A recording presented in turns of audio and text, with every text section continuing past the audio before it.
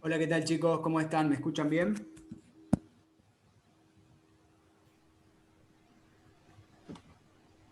Hola, sí, buenas tardes.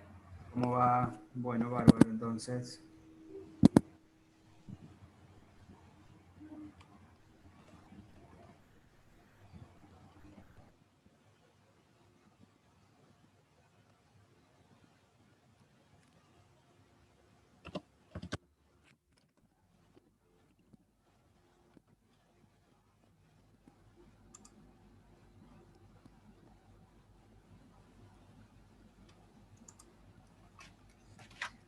Bueno, chicos, ¿hay alguien que no estuvo en la otra clase? ¿Puede ser o no? Yo, ¿Quién es yo? Fernando. ¿Qué tal? Hola. Buenas tardes. Ah, Arranco. hola. Hola, ¿cómo estás, Yo Fernando? también. ¿Quién es? Mi nombre es María Eugenia. Hola, María Eugenia, ¿cómo estás? Bien, bien. Bueno, bárbaro entonces. Y también Johnny, también. Se agregaron ahora. Bueno, el otro día vimos toda la parte más de control prenatal, es decir, toda la parte bien general de obstetricia. Eso no sé si lo pudieron ver en la charla grabada o no. Sí, Sí, sí. yo justo la vi hoy también. Genial. Bueno, bárbaro entonces. La idea, como habrán escuchado la clase pasada, era en realidad es solamente es decir, partir en dos grandes grupos todo lo que tenga que ver con la materia, es decir, la parte por un lado de obstetricia, que es lo que vamos a ver al inicio, que es lo que vamos a ir desarrollando durante todas estas clases, y después vamos a ver la parte de ginecología. Ginecología Bien. es un poquito más largo. Igualmente, y después, una vez que finalicemos los dos módulos, vamos a ver todo lo que tiene que ver con la resolución de los problemas y vamos a ir desmenuzando cada uno de los problemas para que sea, para integrar bien todo, ¿sí? Así Perfecto. que, bueno, más o menos era eso. Hoy la clase de hoy va a constar de ver todo lo que es parto, parto normal, y probablemente, si ya hacemos tiempo y demás, empezar a ver algo de infecciones durante la gestación. Así que si están todos de acuerdo, estamos en tiempo, 5 minutos de espera, por las dudas si alguien falta, así largamos. ¿Les parece? Sí, sí. Bueno, vamos entonces. Bueno, antes que nada, perdón, Fernando, ¿vos la rendiste alguna vez a la materia o no? ¿O a No, dónde? nunca. Nunca. ¿Y a dónde la cursaste? La cursé en 2020, o sea, el año pasado, en la UDA Centenario. ¿Con quién la cursaste? Con Alba Di Marco en obstetricia tuve y a Juan Capitaine Funes en gineco. Ok, genial, bárbaro. ¿Y María Eugenia? Yo la cursé hace 1,5 millones de años. Ok. Como que ya estoy bastante olvidada, por eso imagínate que la cursé cuando los talleres de anatomía patológica se rendían, que tengo que ver yo cómo es mi situación ahora, si virtualmente me parece que se estaban negando lo de anatomía patológica, por eso me puse las pilas, Está bien. porque fue lo que más me trabó. Es Ok, más, te agradezco porque fue re clara la primera clase. ok. Yo estaba enloquecida con los bits, nunca los lograba entender qué eran, y la Ok, verdad que fue clarísimo, ok. clarísimo, porque es uno de los temas más engorrosos, me parece, de obstetricia, Bien. el tema de Bueno, entonces ¿y vos dónde la cursaste la materia? en Centenario. En Centenario, ok. Sí. ¿Y hace cuánto tiempo más o menos? Imagínate en el 2008. Ok, ok, ok. Bueno, es importante que preguntes el tema de tu regularidad y la forma del examen. No, ¿Tá? Porque, eso está bien. Sí, la regularidad está bien. El tema del examen sí, voy a ver si después me toman a mí aparte del tema del taller ¿o no?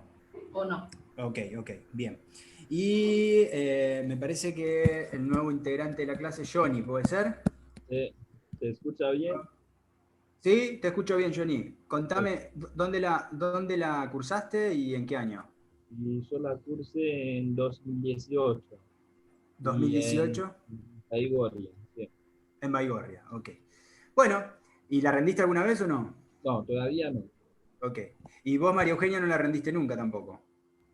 Sí, yo ya Ah, la rendí, pero siempre quedé en anatomía patológica, ok, porque tenía que rendir primero el taller ok, y ok. bueno, después pasar al otro. Bueno, bárbaro, chicos, entonces. Vamos a alargar. Hoy vamos a ver, entonces, parto normal. Es decir, lo que vamos a ver hoy va a tener que ver exclusivamente con la parte normal del trabajo de parto, los tiempos, bueno, todo lo que es nomenclatura obstétrica, que por ahí es un poquito más engorroso, por ahí no es tan tomable, pero es importante conocerlo para poder aplicarlo en las diferentes situaciones. Así que vamos, primero vamos a definir lo que es un trabajo de parto. Generalmente cuando hablamos de un trabajo de parto normal, hablamos de aquel trabajo de parto que se inicia en forma espontánea, de bajo riesgo al comienzo del mismo, y que va a permanecer así durante todo el trabajo de parto, y también inclusive el nacimiento. Porque si ya tiene un comienzo patológico o en el transcurso de ese trabajo de parto en forma espontánea y que lo habíamos denominado como normal, sucede algo, tanto materno como fetal, alguna complicación, o posterior al nacimiento o inmediatamente después al nacimiento, se va a convertir en un trabajo de parto patológico de acuerdo a la patología que tengamos en cuenta o a la situación compleja que pueda aparecer en el transcurso del mismo. Y hablamos que tenemos un parto, en realidad, de término, cuando hablamos que la paciente tiene por encima de las 37 semanas de gestación, es decir, como mínimo, la paciente debe tener 37 semanas de gestación para hablar de término. 37, 38, 39, 40 o 41 semanas. 41 semanas y qué? 41 semanas y un día, 41 semanas y 2 días, 41 semanas y 3 días. Como máximo es eso. Hablamos de un parto pretérmino, ¿sí? O un trabajo de parto pretérmino, cuando la paciente se encuentra entre las 22 semanas de gestación y las 36 semanas, 6 días, ¿sí? Antes de las 37. hablamos de un embarazo, un trabajo de parto post-término, cuando es por encima de las 42 semanas, e inclusive podemos subdividir a ese prematuro o a ese pretérmino en inmaduro. El parto inmaduro o el trabajo de parto inmaduro es desde las 22 semanas de gestación hasta las 27 semanas de gestación. Entonces, todo es pretérmino, pero no es lo mismo tener un trabajo de parto o un parto por debajo de las 27 semanas de gestación que tenerlos por encima. ¿Y por qué lo dividimos en esos dos grandes grupos, al pretérmino? Y obviamente porque las probabilidades y las chances de que ese feto tenga una mejor adaptación a la vida extrauterina, obviamente que va a ser mayor cuando sea por encima de las 28 semanas, con todo lo que eso complica, con todo lo que eso acontece. Pero si es por debajo de las 27 semanas de gestación, obviamente que las chances son menores, obviamente que las patologías son mayores, pero hablaríamos de un trabajo de parto inmaduro. O si se desencadena el nacimiento del mismo, un parto inmaduro. Para hablar un poquito de nomenclatura obstétrica, primero tenemos que empezar a definir algunas cosas para poder llegar al final de todo y saber bien cómo está ubicado ese feto en la pelvis y de qué forma se va a atender ese nacimiento. Primero lo que tenemos que tratar de definir es cómo está ubicado ese feto, es decir, la ubicación fetal. Y la ubicación fetal lo primero que tenemos que tratar de ver es, como definición, qué es la actitud de ese feto, es decir, cuál es la parte fetal, es decir, la relación que tienen las partes fetales entre sí. Normalmente el feto tiene una actitud de flexión, es decir, como lo ven ahí en la imagen, tiene los miembros por delante y la cabeza por delante, es decir, ¿por delante de qué? Por delante del tronco, es decir, tiene una actitud de flexión y eso se da en la gran mayoría de las veces. Por lo tanto, la actitud fetal fundamentalmente y lo normal es que sea de flexión. Ahora hablamos de situación fetal, ¿sí? La situación fetal, recuerden que actitud era las partes fetales entre sí, la relación de las partes fetales entre sí. Ahora la situación es la relación entre el feto y el útero. Es decir, entre el eje ovoide, entre el eje fetal y el eje uterino. El eje uterino, normalmente sabemos que el eje uterino es más largo verticalmente, ¿sí?, que transversal. Es decir, el eje longitudinal uterino. ¿Por qué? Porque el longitudinal es el eje que tenemos que comparar a ese feto. Entonces, hablamos de situación longitudinal cuando el feto se comporta o se sitúa de la misma forma que el eje mayor uterino, que es el longitudinal, es decir, en esta posición. Ahora hablamos de situación transversa cuando ese feto se ubica en forma transversa ¿a qué? Al eje longitudinal. Y hablamos de situación fetal oblicua cuando el feto se ubica en forma oblicua al eje longitudinal uterino. Entonces, tenemos tres tipos de situación: longitudinal, transversa u oblicua.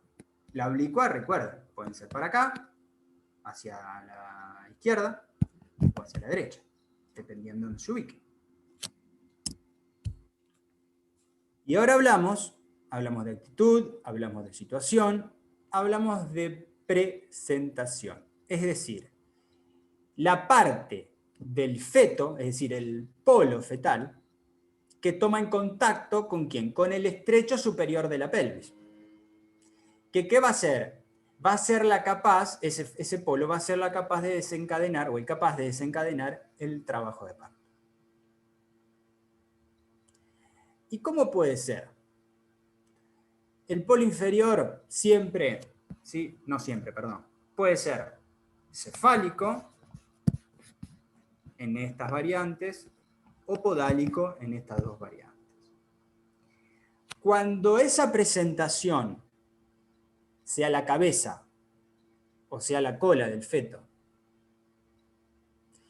no está en íntimo contacto con el estrecho superior de la pelvis, es decir, no está encajado, hablamos de posición fetal, es decir, hablamos de que esa presentación está móvil, por lo tanto no es una presentación, sino es una posición.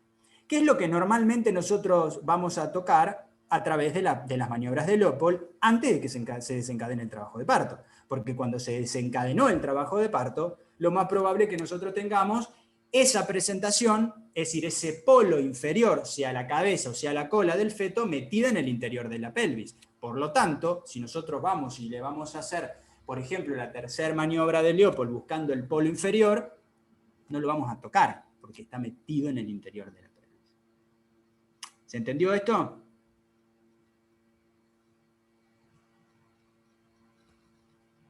¿Sí, no? ¿Más o menos? Ok, bien.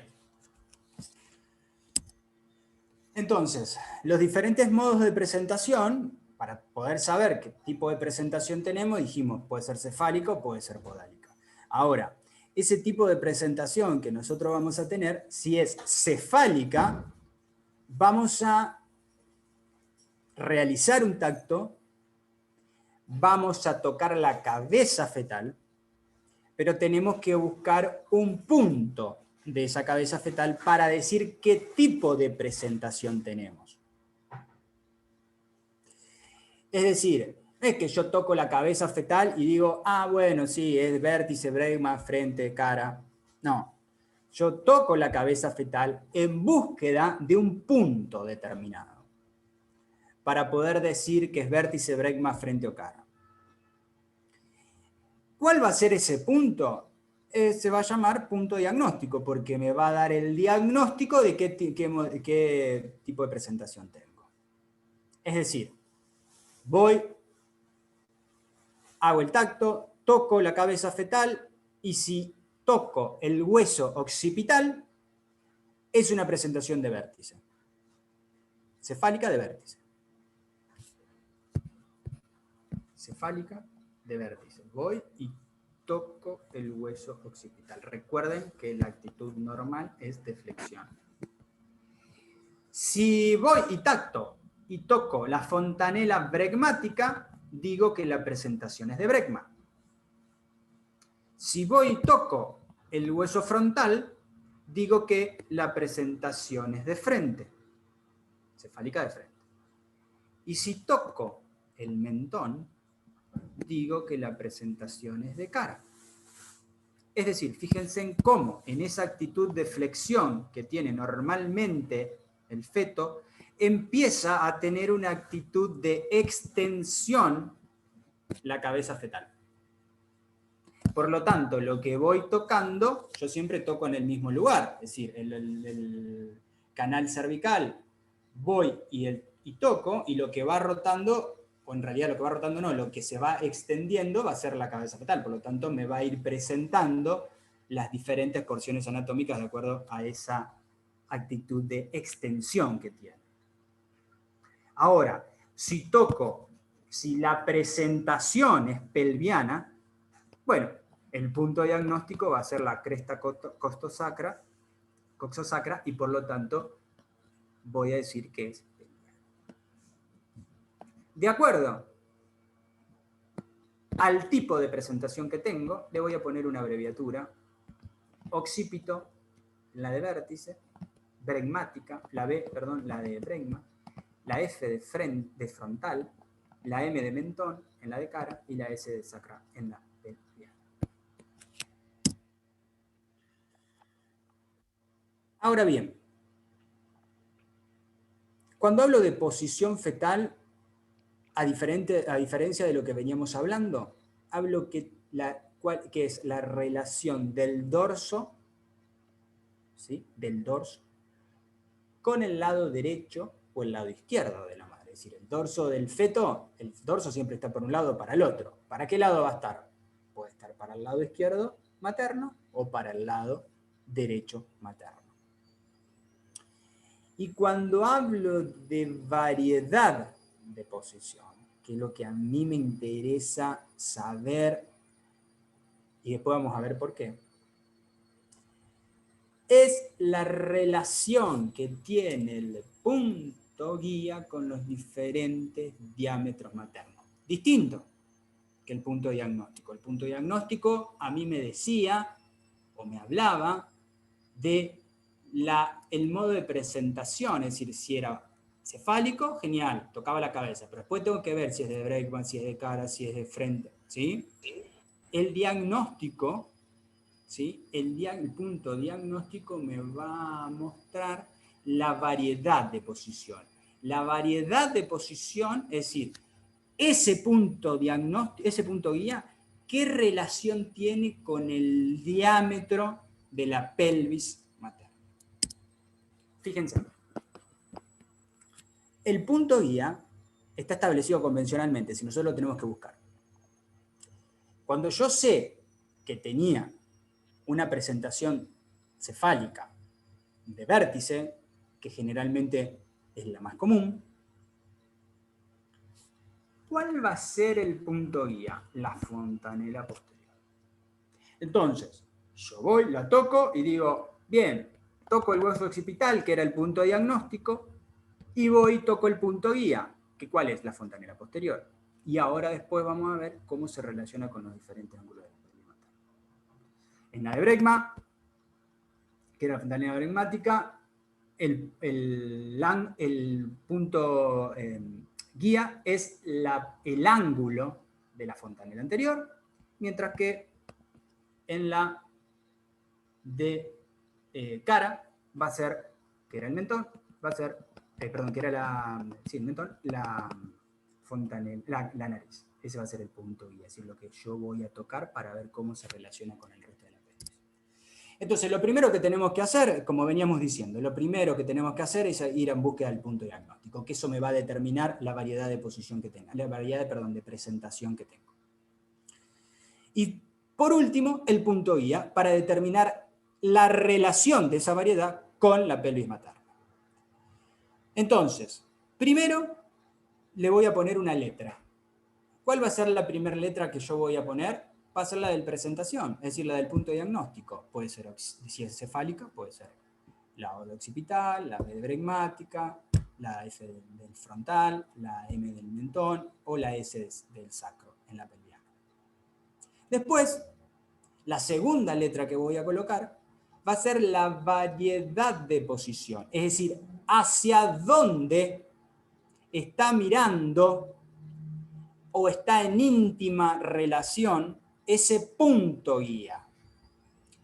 ¿Hacia dónde puede mirar cuando está rotando en el interior de la pelvis esa, por ejemplo, la cabeza fetal? ¿Hacia dónde puede mirar? Y no tengo mucha opción. Puede mirar hacia los ilíacos, es decir, hacia el hueso ilíaco.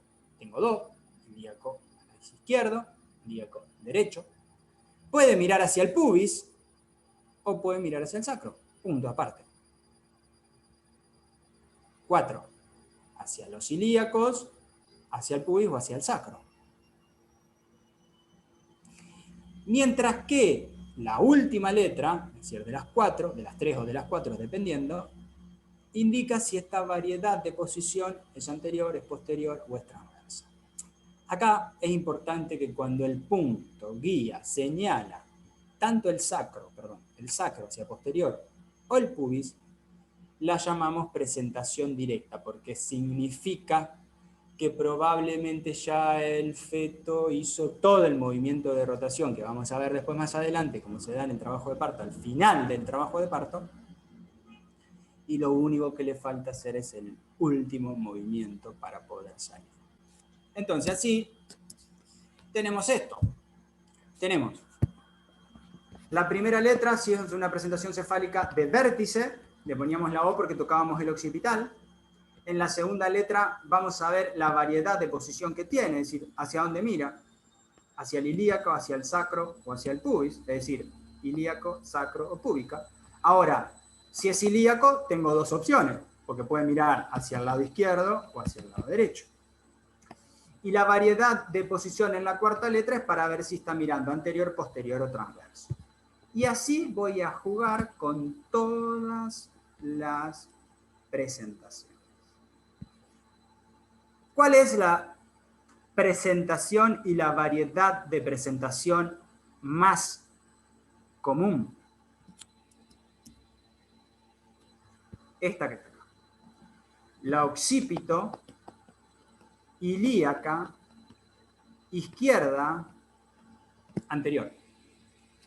Fíjense, el feto, dorso hacia el lado izquierdo, punto, guía hacia el lado izquierdo, ¿sí? Y mira hacia anterior, ¿sí? ¿Qué es lo que toco? El occipital, ¿qué es lo que digo? Que está encefálico. ¿Se entiende? Y así puedo jugar. Cuando mira hacia el otro lado, occipito, ilíaca, derecha, posterior. Occipito, ilíaca, izquierda, pero posterior. Occipito, ilíaca, izquierda, pero transversa. Fíjense que está así.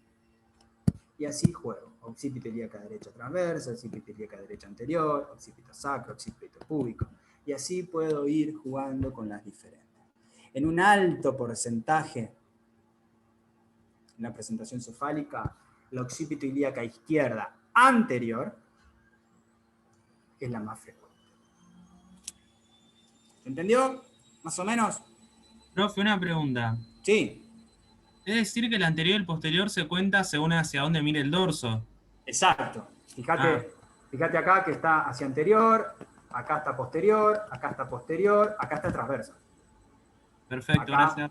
Acá está transversa. Anterior, posterior, ¿sí? Posterior acá sería porque mira y eso. ¿Sí? ¿Se entiende más o menos? Sí, sí. Genial. Bien. Sigamos. Ahora, ¿qué hacemos nosotros? ¿O qué es lo que deberíamos hacer cuando tenemos una paciente que está en trabajo de parto? Que ahora lo vamos a definir a lo que es un trabajo de parto. ¿Qué es lo que primero haríamos? Bueno, lo más importante que tenemos que hacer cuando una paciente se encuentra en trabajo de parto, debemos fundamentalmente tratar de conocer a la paciente. ¿Sí? Porque hay pacientes que pueden transcurrir un trabajo de parto sin ningún tipo de complicaciones. Hay algunas pacientes que son sin patología, pero que intercurren con alguna patología durante el trabajo de parto. Y hay pacientes que desde el inicio del trabajo de parto, traen aparejados antecedentes patológicos que probablemente se desencadenen un trabajo de parto en forma patológica. Entonces yo eso lo tengo que conocer al inicio y lo tengo que saber para ver qué tipo de asistencia le puedo brindar a la paciente. Y una de las formas más sencillas y quizás más rápidas de poder conocerlo es realizando una anamnesis completa. A veces esta anamnesis no se puede realizar porque la paciente está con dinámica uterina y por lo tanto está muy dolorida y por lo tanto no nos responde, no se acuerda. Bueno, en el control prenatal, en cada uno de los controles prenatales que estuvimos charlando el otro día, que debíamos pedir y demás, y debíamos solicitar un montón de cosas, una de las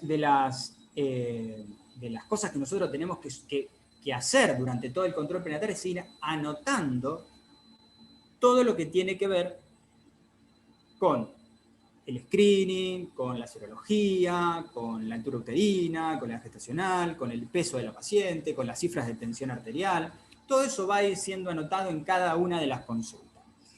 ¿En dónde? En el carnet perinatológico. Ese carnet perinatológico tiene desde el nombre y el apellido hasta los datos personales, de dónde vive, si fue al colegio, si no fue al colegio, qué tipo de estudios cursó, el tipo de antecedentes obstétricos que tiene, el tipo de antecedentes patológicos, bueno, y los controles, y la serología, bueno, todo en una sola hoja. Y está dividido para que vayamos tildando y anotando algunas cosas. Y fundamentalmente está coloreado de color amarillo las cosas que nosotros nos tienen que llamar la atención.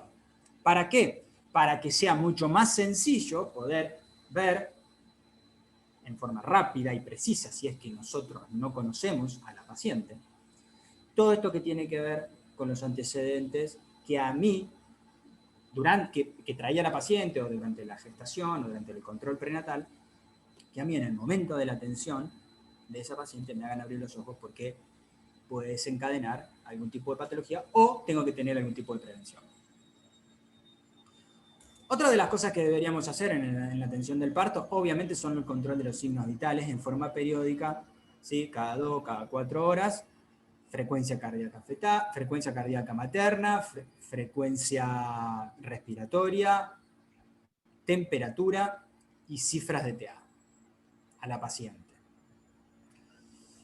Con respecto a los tactos vaginal, bueno, todo va a depender de la evolución de ese trabajo de parto, si es en forma correcta o no, pero normalmente no debería exceder por encima de los 3 tactos vaginales en todo el trabajo de parto, pero esto va a depender si la evolución es correcta y si no intercurre alguna situación particular que haga que tenga que revisarla a la paciente más veces. Con respecto al monitoreo fetal, el monitoreo fetal se puede realizar a través de dos formas se puede realizar. Se puede realizar un monitoreo fetal continuo, es decir, la paciente de que ingresa en trabajo de parto hasta la finalización del mismo está con el monitor fetal puesto en forma continua. Y después tenemos el monitoreo fetal intermitente, que es el que se realiza aproximadamente cada 30 minutos. Hacemos el monitoreo, 10, 15, 20 minutos, y volvemos a repetir lo mismo a los 30 minutos. Y también es muy importante el control de la dinámica uterina, porque ustedes saben, y lo vamos a ver más adelante, que si una paciente no tiene dinámica uterina, es decir, no tiene calidad de contracciones y cantidad de la misma en forma adecuada, no vamos a progresar en el trabajo de parto. Y ocurre lo contrario, que si excedemos en cuanto a la calidad de las contracciones o a la cantidad de la misma, vamos a tener complicaciones fetales. Entonces, el control de la dinámica uterina es muy importante durante el trabajo. Ahora, ¿cuándo decimos que la paciente está en trabajo de parto? Decimos que la paciente está en trabajo de parto cuando la dilatación progresó por encima de los 2 centímetros, cuando las contracciones tienen una intensidad de 28 milímetros de mercurio, y tenemos una frecuencia promedio de contracción de 3 contracciones en 10 minutos, y que cada una dure aproximadamente 30 a 60 segundos. Esta es la definición de trabajo de parto. Tengo que tener dilatación, tengo que tener intensidad de la contracción, tengo que tener frecuencia de contracción y tengo que tener duración determinada de la contracción. Estas 4 cosas, en forma correcta, me dicen a mí que la paciente está en trabajo de parto. Ahora, yo puedo revisar la paciente y digo, bueno, listo, está con 3-4 centímetros de dilatación. Genial. Le pongo la mano en el abdomen de la paciente, miro el reloj y digo, listo, en 10 minutos tuvo 3 contracciones. Y cada una duró 40 segundos. Esas 3 características las puedo saber simplemente con 2 características las puedo saber tocándole el abdomen a la paciente y otra revisándole y haciendo un tacto. Ahora, lo que no puedo saber y desconozco es la intensidad de la contracción. Estos 28 milímetros de mercurio por encima del mismo, no lo sé, salvo que tenga un tocógrafo. Es decir, el monitor fetal tiene un transductor fetal, que es el que audible, que es el que me permite escuchar y observar en el monitor la frecuencia cardíaca fetal. Y tiene también adosado al mismo monitor un tocógrafo. El tocógrafo se pone, ¿sí?, arriba, es decir, sobre el abdomen de la paciente y va a medir la intensidad de la contracción, cada cuánto aparece esa contracción, cuánto dura esa contracción. Se me va a permitir saber a mí bien con exactitud esto que estamos definiendo. Ahora, yo lo que puedo a lo mejor tener es simplemente un estetoscopio de Pinar. Y puedo escuchar los latidos fetales, apoyando la oreja sobre el estetoscopio de Pinar y sobre el abdomen de la paciente. Y bueno, si no tengo monitor fetal, bueno, no tengo otra opción. Entonces voy a tener que poner la mano arriba del abdomen de la paciente, mirar en mi reloj o mirar un reloj de pared y controlar cada cuánto aparece esa contracción, cuánto dura, y tratar de estimar la intensidad de esa contracción. ¿Está claro eso? Ahora después vamos a ver, cuando veamos toda la parte de distocias, de contracción, las características que tiene que tener esa contracción cuando van hacia arriba o cuando van en menos, para definir también cuándo hay alguna distosia de contracción. Una Sí. consulta. Sí. A mí, bueno, en una parte me tomaron esto en el examen. Sí. Me dijeron que llegaba una paciente con una dilatación de un dedo. Un dedo, De 1,5 centímetros. aproximadamente 2 centímetros. Bueno. 2 no es lo centímetros, mismo. más o 2 menos. ¿Qué centímetros. hacía?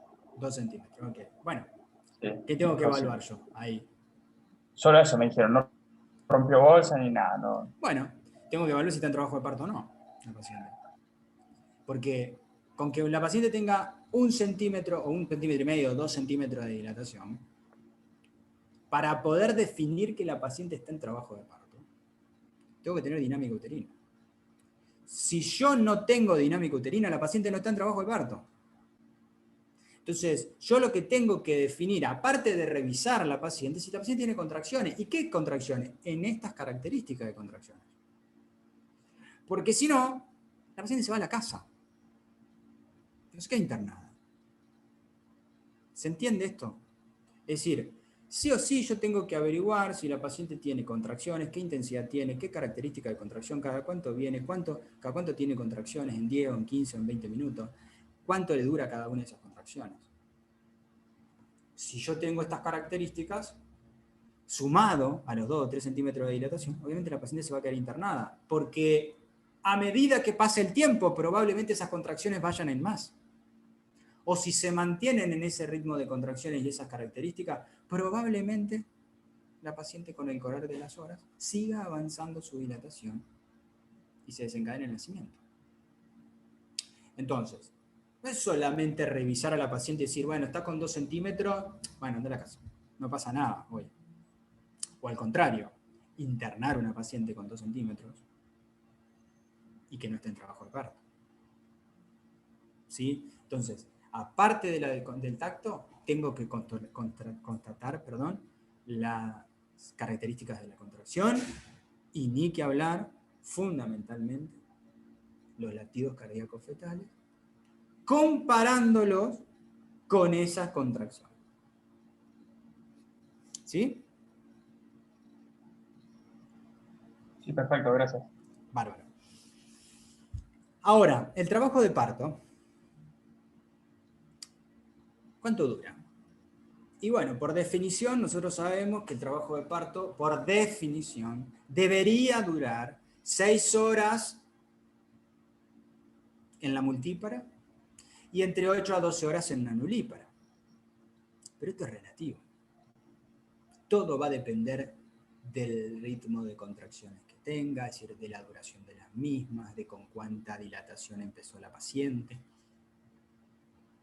Ahora sí me va a servir a mí, muy importante, para ver si se enlenteció el trabajo de parto en algún momento o no se enlenteció y va más acelerado. Y ahí hay distintos factores que juegan un rol fundamental a la hora de el enlentecimiento del trabajo de parto o la aceleración del mismo. Pero en general, como regla general, son estos, aunque no siempre prácticamente se cumple y eso no significa que sea algo patológico, sino simplemente para tener un marco teórico que las multíparas 6 horas y las nulíparas 8 o 12 horas. Y el trabajo de parto presenta 3 etapas importantes. El periodo dilatante, el periodo expulsivo y finalmente el periodo del alumbramiento. Que ahora lo vamos a ver a los 3. Ahora, ¿qué hace a que la paciente de un día para el otro, o en realidad de un momento para el otro, empiece o se desencadene el trabajo de parto?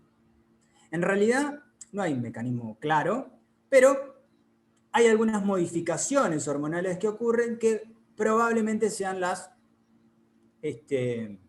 causantes de esta situación. La disminución de la progesterona, el aumento estrogénico, el aumento de la oxitocina principalmente, y el aumento de las prostaglandinas, que en conjunto harían que se inicien las contracciones, se reblandezca y se empiece a dilatar el cervix. Esta situación en conjunto haría que la paciente ingrese o comience su trabajo de parto. Como ustedes saben, tenemos distintos fenómenos, tantos fenómenos activos, es decir, algo que se hace o sucede y lo puedo corroborar, como son las contracciones y los pujos, y los fenómenos pasivos, ¿a consecuencia de quién? A consecuencia también de esos fenómenos activos, que son los que ocurren sobre el canal y sobre el feto. ¿Cuáles son esos fenómenos pasivos? Son la ampliación del segmento inferior, el borramiento y la dilatación cervical, la expulsión de los limos, la formación de la bolsa de las aguas, la ampliación del canal y finalmente los fenómenos que ocurren a nivel fetal, los fenómenos plásticos a nivel fetal. Ahora vamos a ir viendo cada uno de estos para poder entender un poquito más todo. Lo que hablaba antes, lo que hablaba de las contracciones. Es decir, yo la puedo palpar a través del abdomen. Puedo hacer a través de tocografía externa, es decir, le pongo el tocógrafo arriba del abdomen de la paciente y el tocógrafo a través del monitor me va a estar mostrando estas características, o también por amniocentesis menos usada. ¿Cuáles son los parámetros que yo debo tener en cuenta para poder decir que tiene una contracción normal? El tono, la intensidad, la frecuencia y la duración. Yo con esos 4 parámetros puedo decir y puedo aseverar que la paciente tiene adecuada cantidad de contracciones y tiene adecuada calidad de la misma. ¿Cuál es el tono? El tono es la presión más baja que tenemos entre contracción y contracción. Si yo no tengo un tocógrafo y le estoy palpando el abdomen a la paciente, recuerden el ejemplo que yo les dije, que tengo un estetoscopio de Pinar y pongo y escucho los latidos cardíacos fetales nada más y tengo la mano y un reloj. Bueno, yo sé que ese útero entre contracción y contracción se tiene que relajar. Normalmente el útero cuando tenemos contracciones se contrae. Cuando cede esa contracción se relaja. Entonces, entre contracción y contracción debo tener relajación, sí o sí. Ese tono alcanzado entre contracción y contracción, ¿sí? Ese es el tono. ¿Y cómo me doy cuenta si no tengo un tocógrafo, si no lo puedo medir? Y bueno, yo voy a poder deprimir el abdomen de la paciente, voy a poder deprimir el útero y por lo tanto voy a poder palpar las partes fetales. Entonces, de esa forma me doy cuenta que hay relajación uterina entre contracción y contracción, que es lo que debo tener. Cuando esa contracción perdura en el tiempo sin tener relajación, ahí hablamos de una situación patológica que después lo vamos a ver. Otra de las características que debo tener en la contracción es la intensidad. Es el aumento de la presión por la contracción. ¿Cómo me doy cuenta de esa intensidad? Y porque no puedo deprimir la pared. Estoy palpando y no puedo palpar las partes fetales. Entonces ahí digo, tiene una contracción. ¿Sí? Cuando está bien en el acné, no voy a poder tocar las partes fetales. Si tengo un tocógrafo externo, genial. Puedo medir toda la intensidad que tiene esa contracción. Generalmente la intensidad de la contracción aumenta con la paciente de pie y generalmente también en decúbito lateral. Y después, algo sencillo y se puede medir más, se puede medir muchísimo mejor, que es la frecuencia. Es decir, ¿cada cuánto?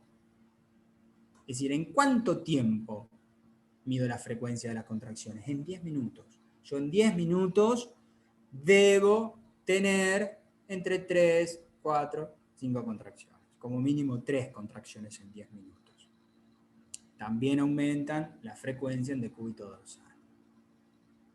¿Y cuánto debería durar la contracción? La contracción debería durar entre 30 y 35 a 60 segundos. Eso es la duración máxima que debería tener. Y mínima 30. Entonces, tono, la intensidad, la frecuencia y la duración. Ahora, el otro fenómeno activo son los pujos. Es decir, son las contracciones de los músculos de la pared torácica y abdominal de la paciente, que lo que hacen es reforzar la propulsión fetal. Es decir, el avance del feto a través del canal del parto. Pueden ser espontáneos, y la mayoría de las veces son espontáneos. Es decir, la paciente tiene la necesidad del pujo porque el feto está en el canal. O pueden ser dirigidos. Y cuando son dirigidos, ¿quién lo dirige? Los dirige quien está asistiendo al parto. Le está diciendo a la paciente que el momento del pujo es en este preciso momento. ¿Cuál sería el preciso momento de realizar el pujo? Obviamente, el preciso momento de realizar el pujo es durante la contracción. No fuera de la contracción, sino durante. ¿Para qué? Para que la propulsión fetal sea exitosa. Ayudo con un fenómeno activo, que es de la contracción, ayudo con un fenómeno activo, que es el pujo. Entonces ahí dirijo. Otras veces puede ser dirigido por descontrol, a veces la paciente no se da cuenta en qué momento debe hacer el pujo en forma espontánea, entonces lo empezamos a dirigir. O también puede ser por una analgesia a través de una peridural que fue prolongada y que por lo tanto llegó el momento o el tiempo de realizar el pujo y la paciente no tiene sensación de pujo por la analgesia. Entonces, en ese momento tenemos que dirigir el pujo.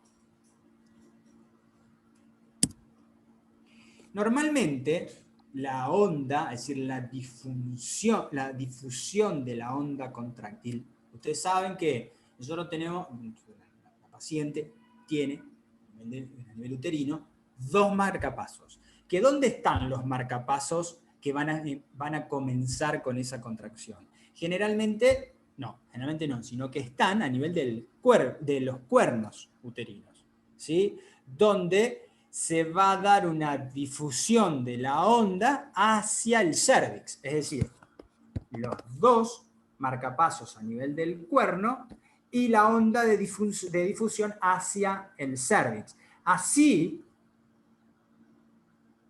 debe ser la difusión de la onda contráctil. es decir, el triple gradiente descendiente.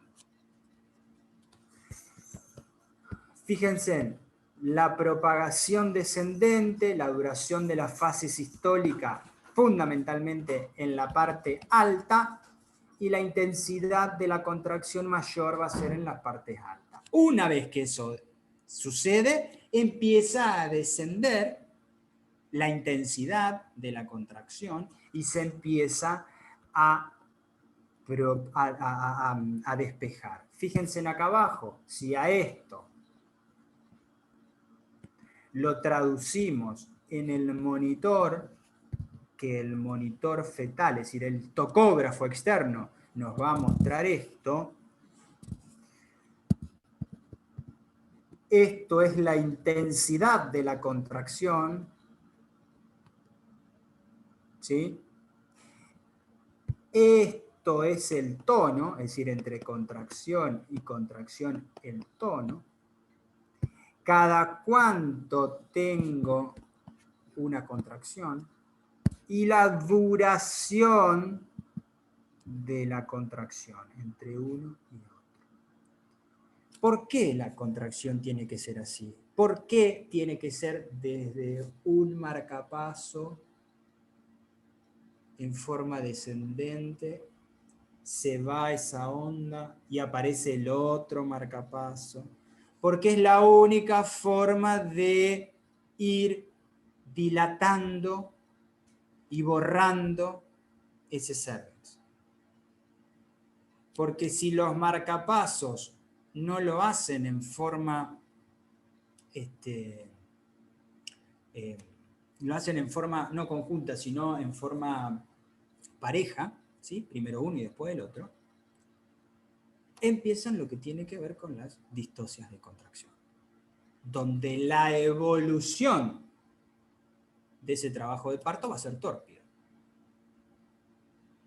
Y por lo tanto vamos a tener una dilatación en forma anómala y probablemente enlentecida. Ahora pasemos a lo que tenga que ver con la ampliación del segmento inferior, es decir, al fenómeno pasivo.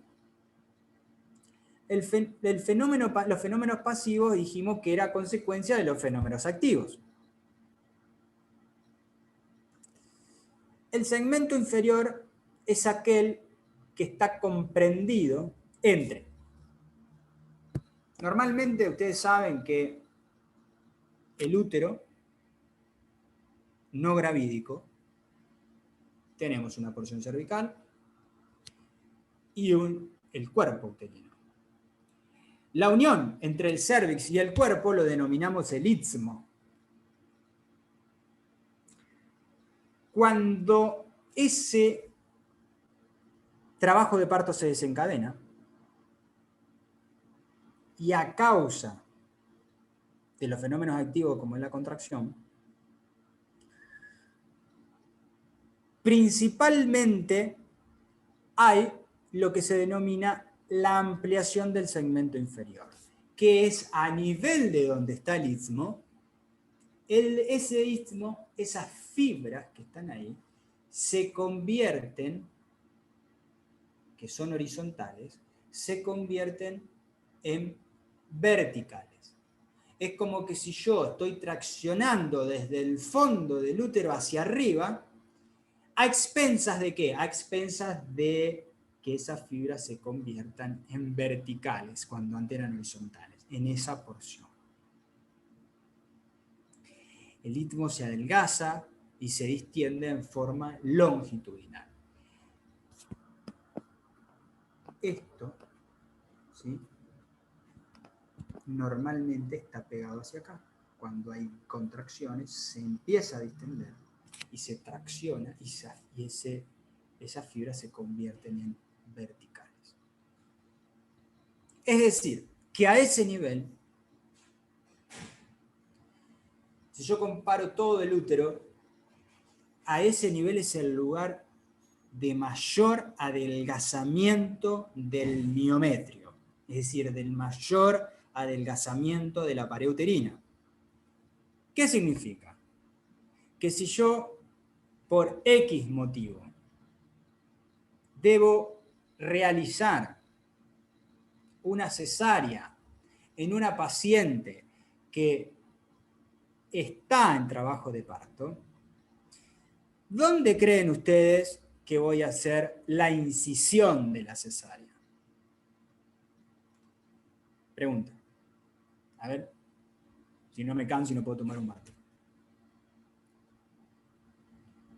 ¿Dónde creen ustedes que haría la incisión en el caso de realizar una cesárea en una paciente que está en trabajo de parto?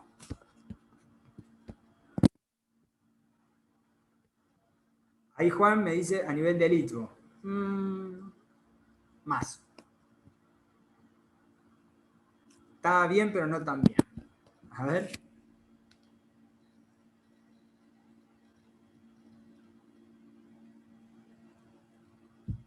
¿Dónde hago la incisión?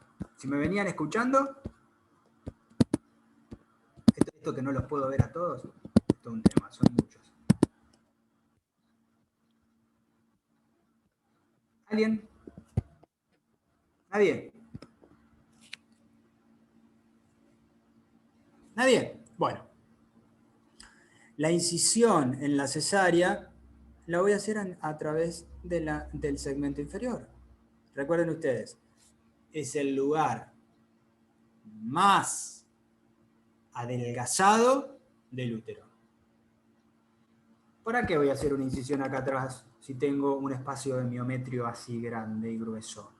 Voy a ir a hacerlo a este nivel, que va a ser el lugar de más fácil acceso hacia el interior de la cavidad uterina, donde está el feto. Corto, abro y saco. ¿Qué sería? ¿Unos 2 centímetros encima del orificio interno? Exacto, por encima.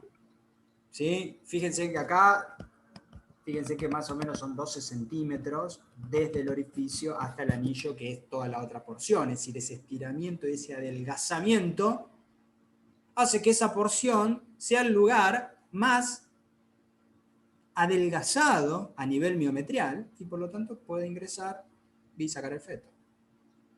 ¿Sí? ¿Se entendió esto? Es decir, eso en la cesárea. Pero bueno, nada, esto ocurre en todas las pacientes que están en trabajo de parto.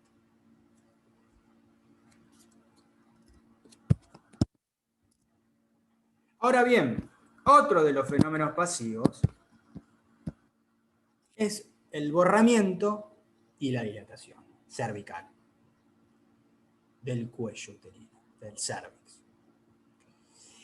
El borramiento, en realidad, ¿a qué le llamamos borramiento? Normalmente tenemos un cervix largo, como decimos nosotros. Ahora yo le voy a poner unos ejemplos y unos esquemas.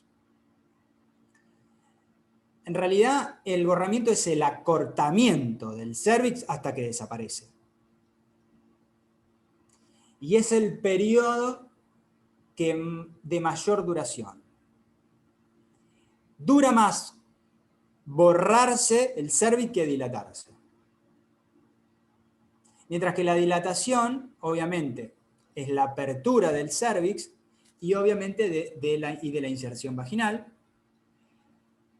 Llegar de 0 o de un cervix cerrado a 5 centímetros se demora 2/3 de tiempo, mientras que llegar de 5 a dilatación completa es 1/3 del tiempo. Es decir, que se tarda más tiempo en la primera mitad del trabajo de parto, o se tarda más tiempo en la dilatación hasta 5 centímetros, que una vez que llegamos a 5 hasta el final. Normalmente la paciente que tiene su primer hijo, es decir, que está en trabajo de parto con su primer hijo, y que, es decir, que va a tener su primer parto por vía vaginal y que nunca estuvo en trabajo de parto previamente, primero lo que hace es acortar el cuello, es decir, borrar y después dilatarlo. Mientras que la que tiene varios partos por vía vaginal lo va haciendo en forma simultánea, tanto el borramiento como la dilatación.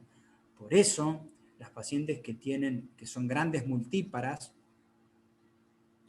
tienen un trabajo de parto acortado en el tiempo. Son más cortos los trabajos de parto. Buena dinámica uterina, con buenas características, de buena calidad, de buena cantidad. Eso va a hacer que el trabajo de parto evolucione en forma correcta, en primera instancia. ¿Cómo me doy cuenta del borramiento y la dilatación cervical? Y a través del tacto. No tengo otra forma que tactar a la paciente y evidenciar qué grado de borramiento tengo y cuánto de dilatación tengo. Y así me voy a dar cuenta. Por ejemplo, cervix, vagina, moco entre medio. No tengo dilatación cervical. Esto es un cuello largo, cerrado. Mientras que esto es un borramiento cervical. Fíjense, comparen esto con esto. Es como si yo tiraría desde arriba y empiece a traccionar, ¿sí?, el cervix. Lo voy a borrar, lo voy a cortar hasta que no quede más nada. Cuando suceda eso, va a empezar a dilatarse. Y fíjense en lo que tengo acá. Canal cerrado, que es lo mismo que tengo acá. Y acá empezó a traccionarse más y por lo tanto se empezó a entreabrir. ¿Qué es lo que aparece primero si está en presentación cefálica? Va a aparecer la cabeza. Y es lo que voy a evidenciar a través del tacto. 5 centímetros, fíjense en 10 centímetros de dilatación completa. Ahora, ¿cómo digo que es 2 centímetros, 5, 7, 9? Bueno, lo más fácil es tratar de relacionarlo con algo. ¿Sí? Entonces, cuando yo veo, realizo el...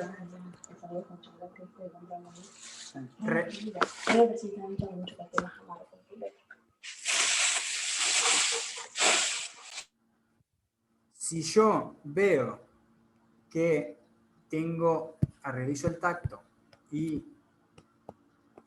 encuentro un cuello largo, cerrado, digo, bueno, lo puedo comparar como si fuera el cuello de este tipo de botella. ¿Sí? Probablemente un cuello largo, formado, cerrado. Ahora, si yo hago el tacto y toco todo el orificio cervical por acá y por acá, lo puedo asimilar como si fuera esto, es decir, un cuello que está borrado el 100%, desapareció prácticamente ese cuello. Y el tacto es simplemente colocando los dedos, es decir, un dedo es 1,5 centímetros, 2 dedos juntos, es decir, el orificio cervical y toco la cabeza fetal por acá, digo, son 3 centímetros, separo un poquito los dedos y digo que son 4, 5 centímetros, 6, 7, 8, 9, 10. No toco más cervix, dilatación completa. Eso es práctica y es tactar, tactar, tactar y tactar. Pero simplemente para que lo sepan, cómo es que podemos evidenciar lo que es el grado de borramiento y la dilatación. ¿Vamos hasta ahí? Están todos dormidos. Sí, no sé. Ok, bien.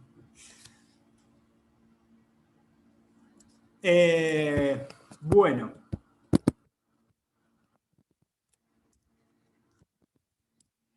Otra cosa. La expulsión de los limos. ¿Sí? También que se conoce como el tapón mucoso. Obviamente que es lo que ocupaba todo lo que tenía que ver con el canal cervical. Es decir, a medida que ese cuello se empieza a reblandecer, que se empieza a borrar y a dilatar, ese tapón mucoso cae, ¿sí?, y se va a desprender. Y es una de las primeras evidencias que se tiene, si se puede evidenciar, que esa paciente empezó con un grado de aborramiento, un grado de dilatación o con algunas contracciones. Otra de los fenómenos pasivos que tenemos es la formación de la bolsa de las aguas. ¿Qué es esto? Es decir, es la parte inferior del feto, en realidad la parte inferior de todo el componente, que está formado por un lado por el corion, por fuera, y el amnios por dentro. Y como normal, digamos, como más frecuentemente encontramos la cabeza fetal empujando esto, va a actuar como un dilatador cervical. Es decir, ahora hay una imagen, nos va a proteger la cavidad ovular de algún ascenso de germen patógeno, y por lo tanto también lo va a proteger al feto de un modelaje excesivo. ¿Por qué? Porque recuerde que tenemos líquido amniótico por ahí. Entonces va a actuar como de amortiguador frente a cada una de las contracciones. Generalmente, si no hay inconvenientes de nada y no tenemos que tomar ninguna actitud de nada frente a este trabajo de parto, vamos a romper la bolsa al final del periodo de dilatación, o se rompe en forma espontánea, y si la vamos a romper, es lo que se denomina amniotomía. La ruptura de la bolsa de las aguas puede ser prematura,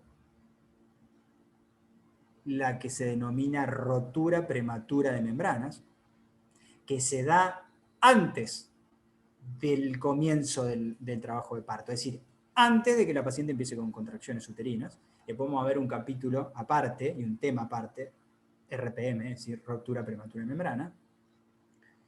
Y la precoz, la que se da durante el periodo de dilatación, pero antes de que la dilatación se complete. Entonces tenemos dos tipos. La prematura, la que esa es muy importante porque va a depender en qué edad gestacional tiene y para tomar una conducta.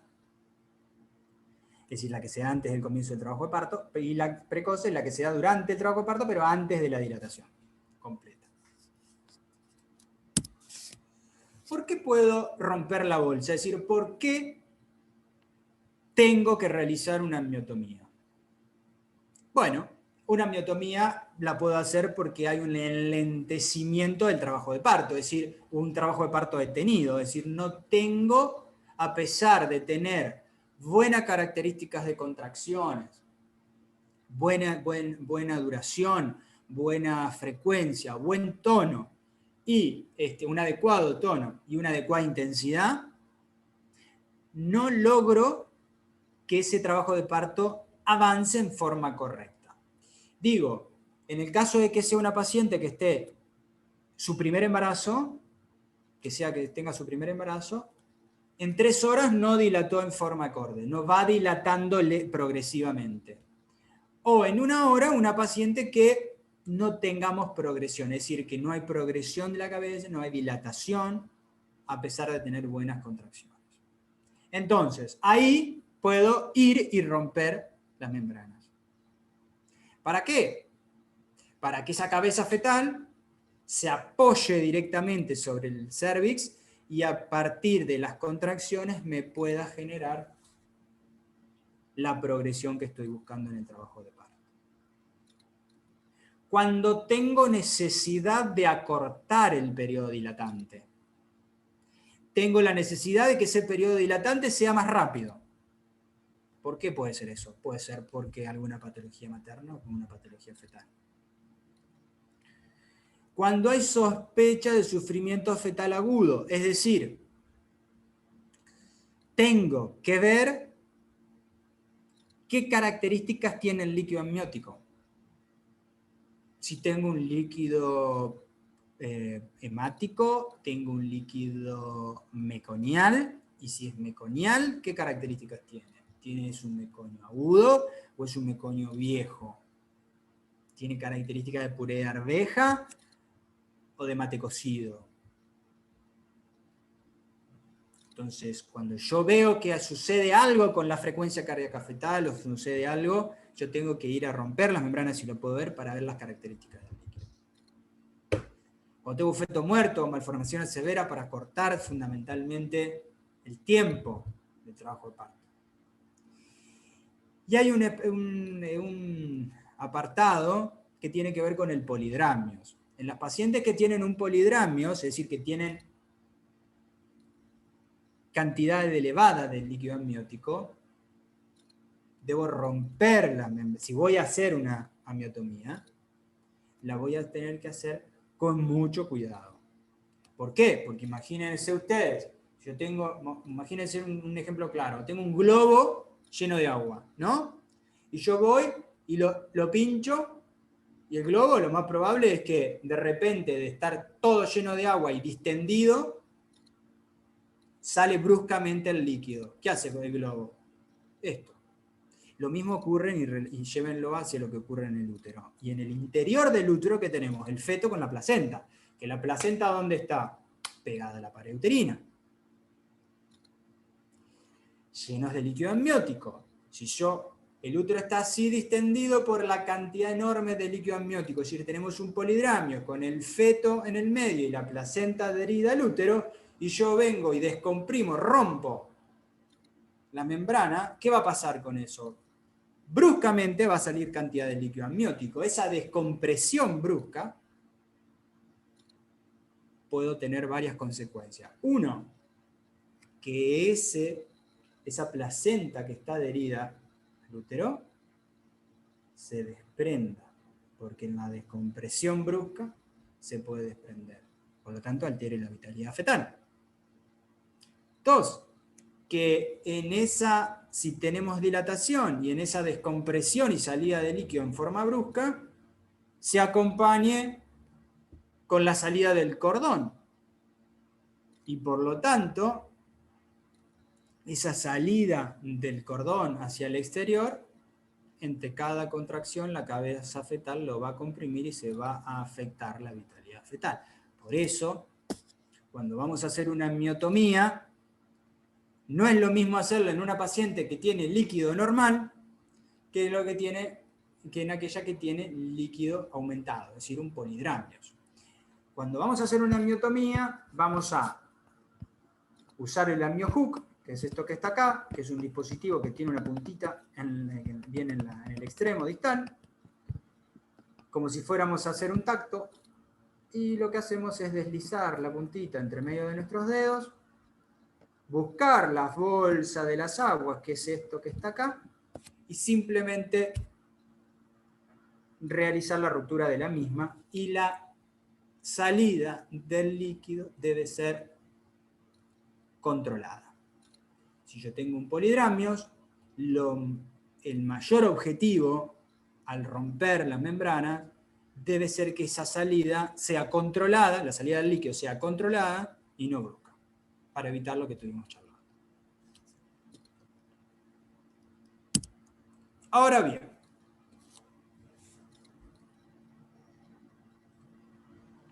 ¿cuáles son los mecanismos del parto? Es decir, fíjense en lo que dice esta definición. El parto se realiza en posición semisentada en una sala de parto provista de elementos estériles. No. Como definición puede estar muy lindo y todo, pero las pacientes pueden parir en cualquier lado. Pueden parir en su casa, pueden parir en la calle, pueden parir en la institución, pueden parir sentadas, pueden parir acostadas, pueden parir paradas. ¿Pueden parir con elementos estériles? ¿Sí o no? Entonces, esa definición que siempre se tenía de que el parto se debería, bueno, no, cambió rotundamente, puede estar institucionalizado o no. ¿Está claro? Vamos a dos cosas. Simplemente, nadie les va a preguntar esto, pero simplemente para poder entender lo que viene después. Los planos de Hodge me van a servir a mí para saber a dónde está ubicada esa presentación y qué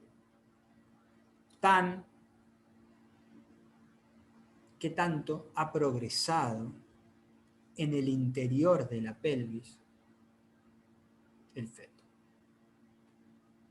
Porque una vez que se acopló al estrecho superior, no lo voy a poder tocar más por arriba, obviamente, lo voy a solamente a ver a través del tacto y voy a ver si ese feto viene descendiendo en forma acorde. Entonces, para tener una noción, tengo que saber en qué plano de Hodge está, si está arriba o está bien abajo. Es decir, si está en el primero, en el segundo, en el tercero o en el cuarto. Es decir, que si yo voy y toco hacia anterior y posterior en esa pelvis materna a través del canal vaginal, voy a tocar, si está a la altura del primer plano, va a estar a la altura del promontorio, ¿sí? Y el borde superior del pubis. Ahora, si yo toco y llega a la cara anterior de la segunda vértebra sacra y el borde inferior del pubis, digo que está en un segundo plano.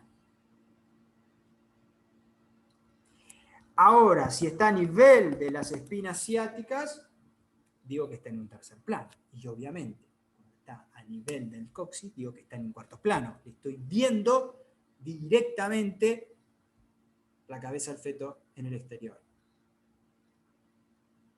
Entonces esto me va a servir a mí para identificar si ese feto progresa en forma acorde en el interior del canal del parto. Es decir, si viene progresando bien. ¿Por qué? Porque lo primero que ocurre en el feto, es la acomodación de ese feto al estrecho superior de la pelvis.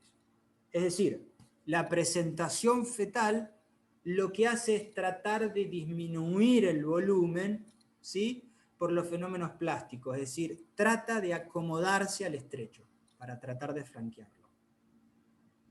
Luego, una vez que se acomodó, realiza un pequeño movimiento de rotación y se ubica en forma oblicua. Generalmente, ¿dónde? Que era la que habíamos dicho antes, hacia el lado izquierdo. De esa forma pasa del estrecho, es decir, del primer plano, es el borde superior del pubis, a el segundo plano de Hodge, hacia el borde inferior del pubis. Es decir, se acomoda y rota en forma oblicua, generalmente hacia el lado izquierdo. Esa es la acomodación en el estrecho superior. Después se termina de encajar y empieza el descenso.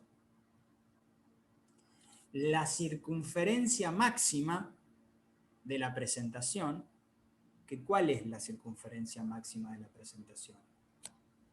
El diámetro griacromial, no la cabeza, no la cadera, no los miembros superiores e inferiores, sino el diámetro griacromial, es decir, va pasando y por lo tanto es ese diámetro el que va modificando el feto para poder ir penetrando y descendiendo la pelvis materna.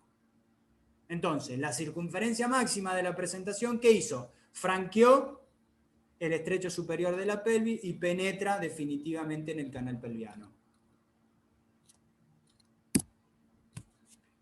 Posterior a eso, la presentación rota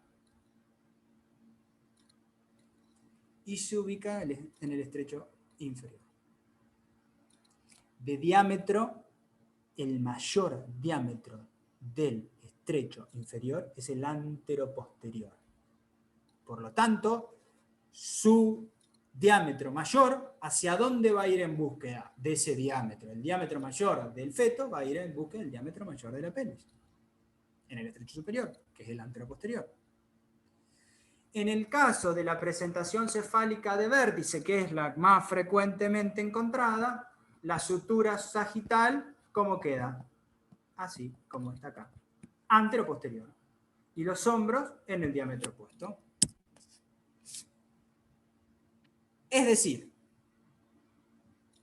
que la presentación, vamos de vuelta acá, la presentación queda de esta forma.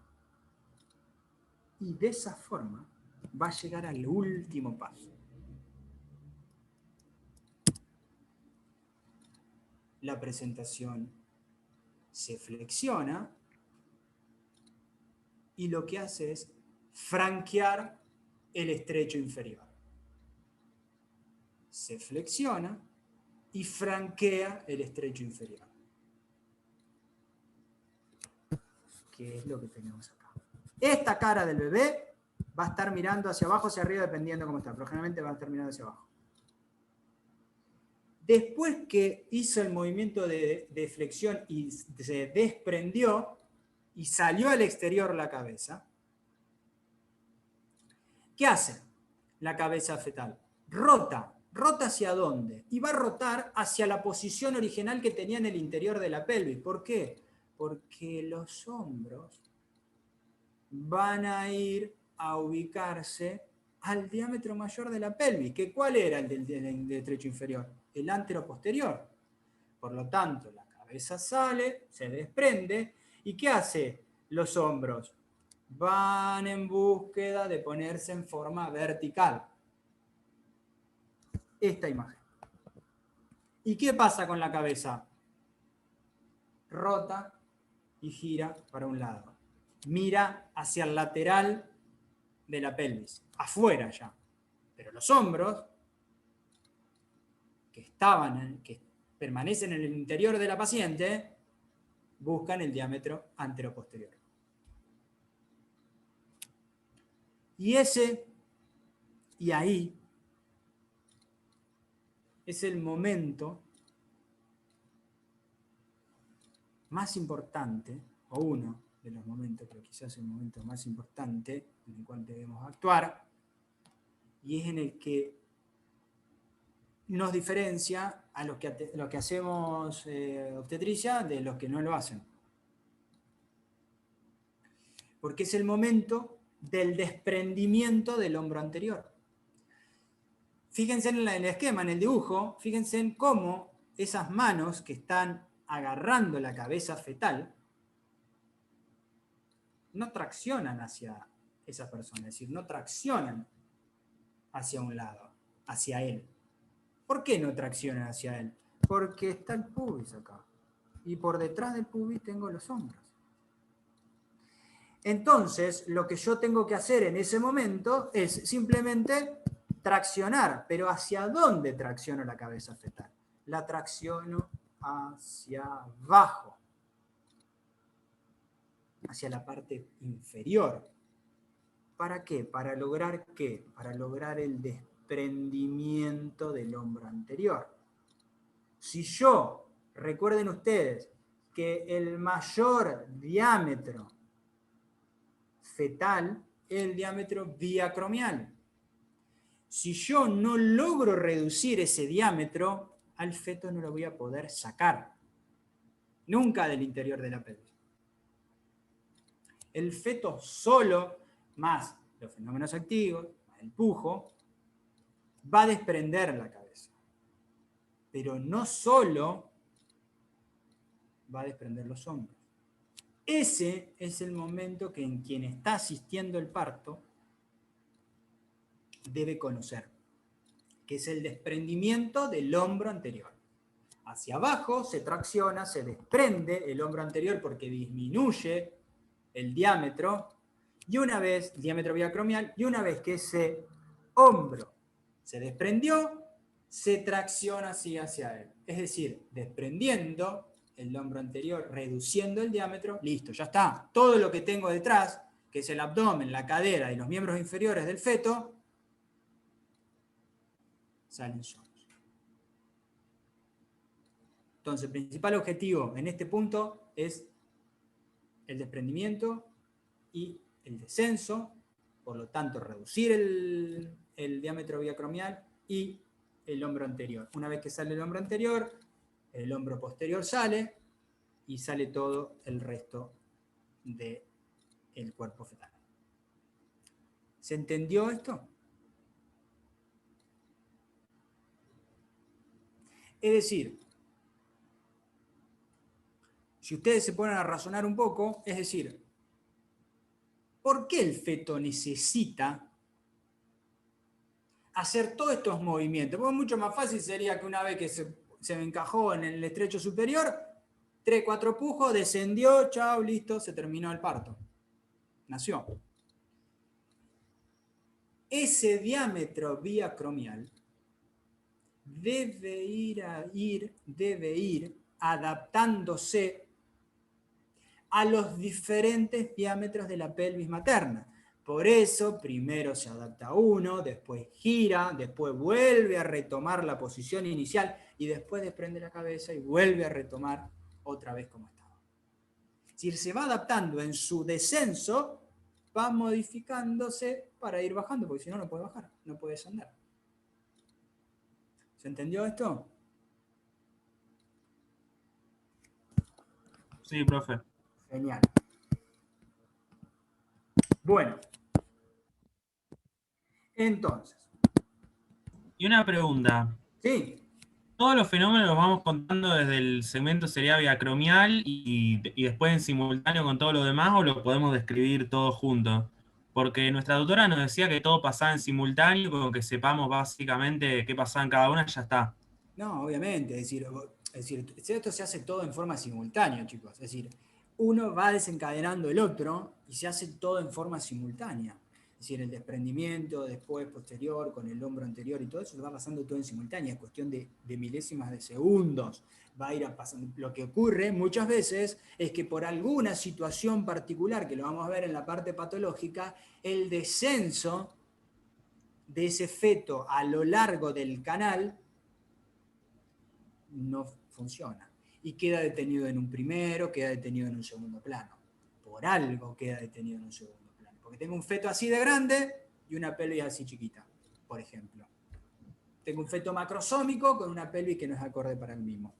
No va a avanzar nunca ese feto. No va a poder descender nunca. Entonces, por eso, conociendo los tiempos, conociendo los diferentes mecanismos que se van dando en el interior del canal, uno puede ir evidenciando las diferentes situaciones y actuar en consecuencia. Una pregunta más respecto Sí. a esto. Si está en posición, no me acuerdo cuál era la patológica, la bregmática o la de frente. La... ¿Bregmática o de frente? ¿Pero qué me dijiste? ¿La patológica? Sí, ¿cuál de las dos era? La patológica es cesárea. la de cara. Ah, de cara. Uh-huh. Perfecto. Sí. Porque tenía entendido que de cara no, digamos, hacía parto normal. No, de cara Lo no. que había dicho un profe. No, de cara... A ver, vos podés hacer un parto normal, pero las consecuencias para ese feto son mayores si vos no te diste cuenta. ¿Está? Entonces, la idea, cuando vos diagnosticás una presentación de cara, debe ir una cesárea. Genial, gracias. Ok. Bien, después de alguna pregunta más, ¿no? Bien, después del desprendimiento, voy a hablar un poquito algo de episiotomía y después vamos a ir a la parte de alumbramiento. Es decir, a ver, la episiotomía, ¿cuándo se realiza? La episiotomía se realiza distensión con C. Bien, fantástico. La episiotomía se realiza cuando hay una exacerbación en cuanto a la distensión del perine y adelgazamiento del mismo. ¿Para qué? Para tratar de evitar el desgarro vaginal. Sigo, perineal en realidad. Es lo que se haría como si fuera un desgarro, pero controlado. Entonces, esto que dice acá el segundo punto, que como norma se realiza en nulíparas y en multíparas con perineal existente, no, la episiotomía no se realiza como norma, nunca, eso está mal. ¿Está? Se realiza cuando realmente hay una indicación, es decir, hay una distensión perineal que intuyo que puede haber un desgarro y por lo tanto puedo hacer una episiotomía. ¿sí? O una sobredistensión y que va a tener consecuencias complejas para la paciente y por lo tanto voy a hacer una episiotomía. Si no, no se hace de rutina, para nada. Descartado eso. Hay dos tipos de incisiones. Las incisiones medio-lateral y las incisiones medial. Ventaja y desventaja de una. La medio-lateral, obviamente la desventaja fundamentalmente puede ser estética, posterior a la cicatrización de la misma, y la medial es más estética, pero tengo que tener cierto y mucho cuidado para que ese desgarro no se prolongue y pueda afectar el ano. Obviamente que voy a hacerla a la incisión previamente a la infiltración con lidocaína. Se desencadena el nacimiento, hago el alumbramiento por lo general y después hago la sutura por planos de la misma,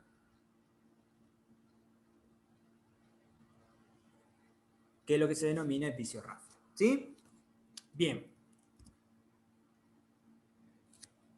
Ahí me quedó mezclada, esta iba después, pero bueno, esta iba antes, perdón.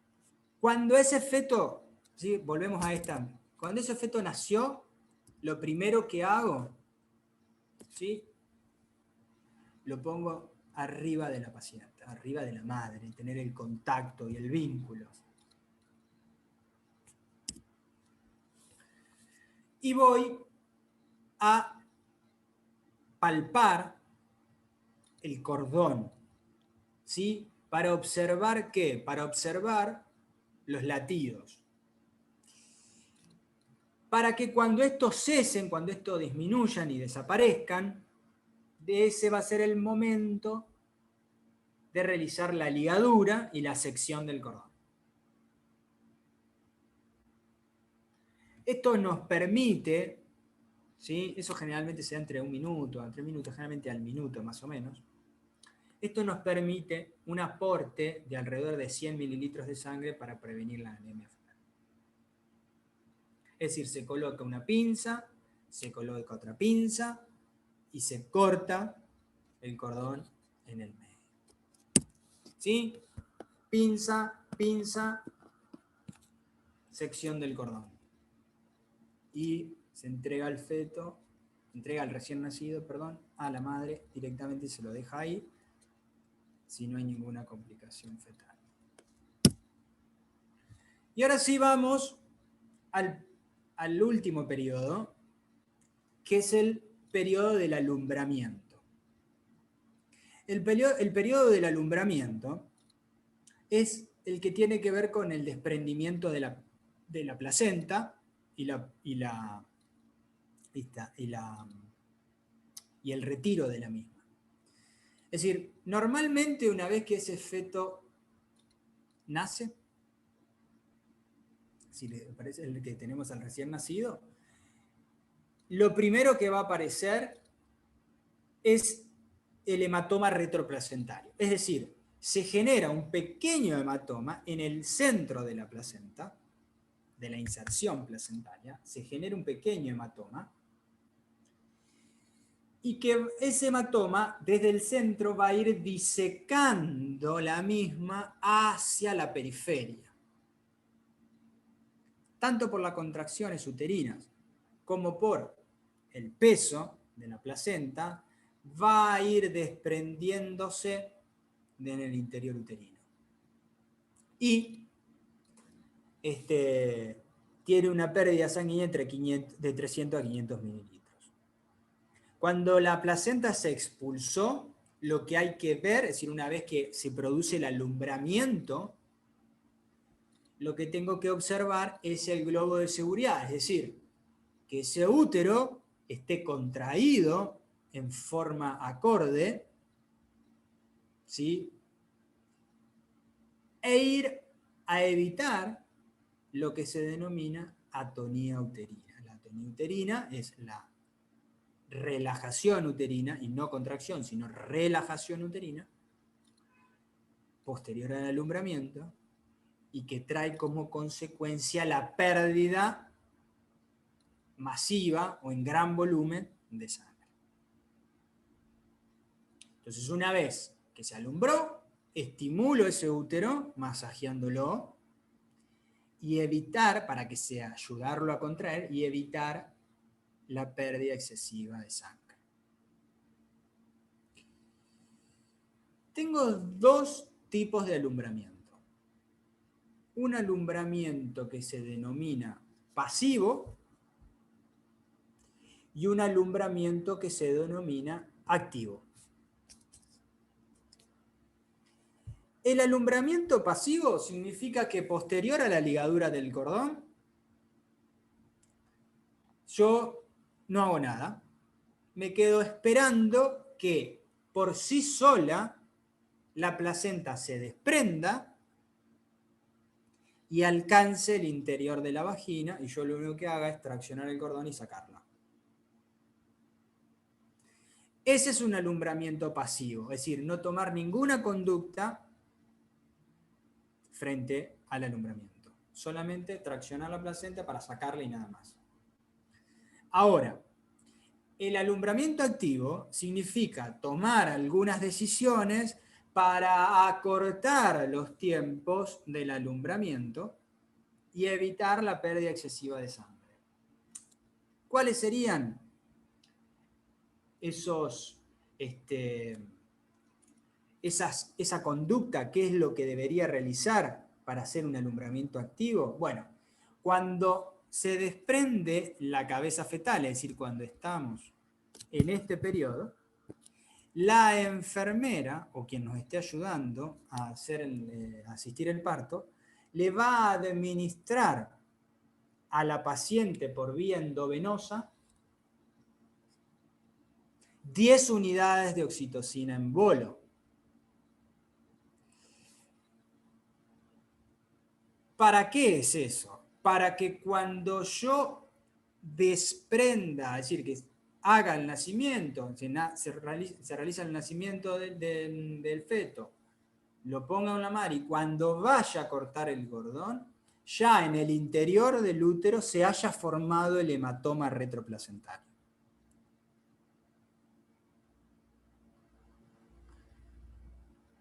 Una vez que corté el cordón, no me quedo esperando que la placenta se desaparezca por sí sola, ¿sí?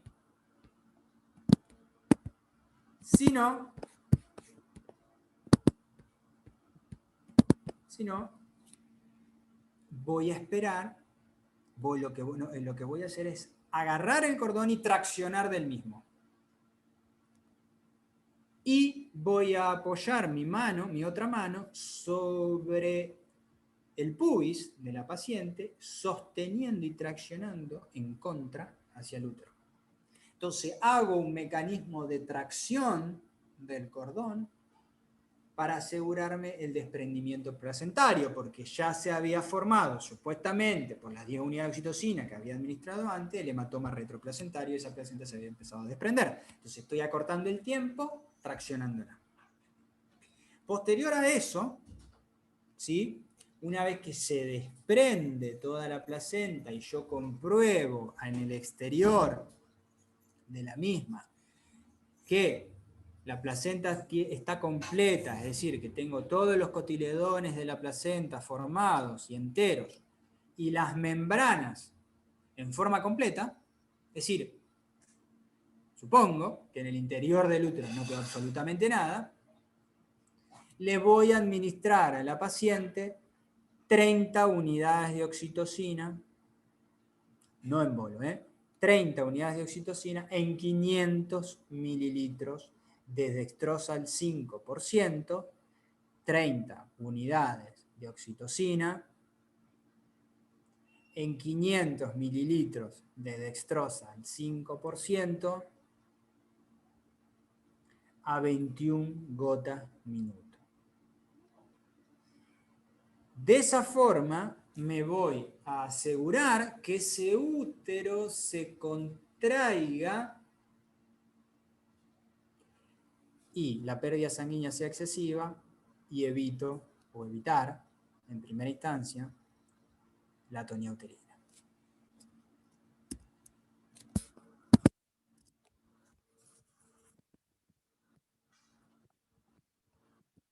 Ok, María Eugenia. Nos vemos. Bien, entonces, siempre lo que dije anteriormente, siempre revisar la placenta para ver las características de la misma y evitar la retención de restos placentarios, ¿sí? Y siempre tratar de masajear el útero en forma bimanual para que ese útero vuelva o trate de volver a su lugar original lo más rápido posible. Y esto que dice abajo, sí, obviamente que si tengo restos placentarios, obviamente que voy a tener que realizar un legrado para poder retirarlos, porque no los voy a poder sacar tan fácilmente. Y esto que dice si hay membranas se pueden dejar, no, está mal. Si hay membrana hay que retirarlos. Si todos los restos que queden en el interior uterino hay que retirarlos. No se los puede dejar al paciente. ¿Está? Porque eso va a favorecer que ese útero no se contraiga en forma acorde y va a favorecer el proceso infeccioso posterior.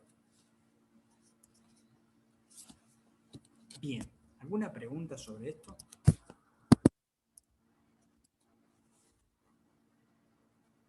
Sobre el periodo del alumbramiento.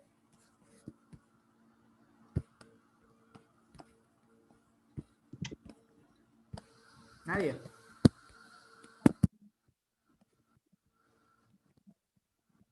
Profe, yo una consulta, pero no específicamente del alumbramiento en general.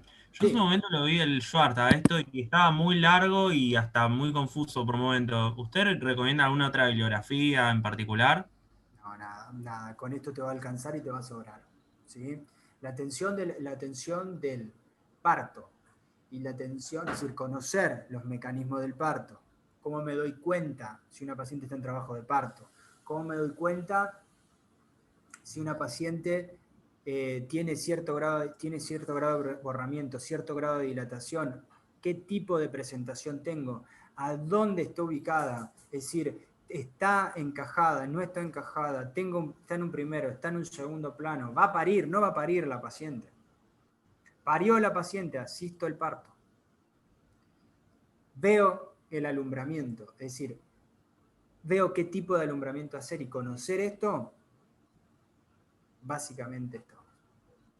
Eso es lo más importante de poder darse cuenta y poder intervenir de acuerdo a la paciente que tenga enfrente. Ok, gracias. Profe, Sí. yo tengo una duda. Una pregunta. Sí, ¿quién? Sí, Juan, sí, Juan, dale. Bueno, dale.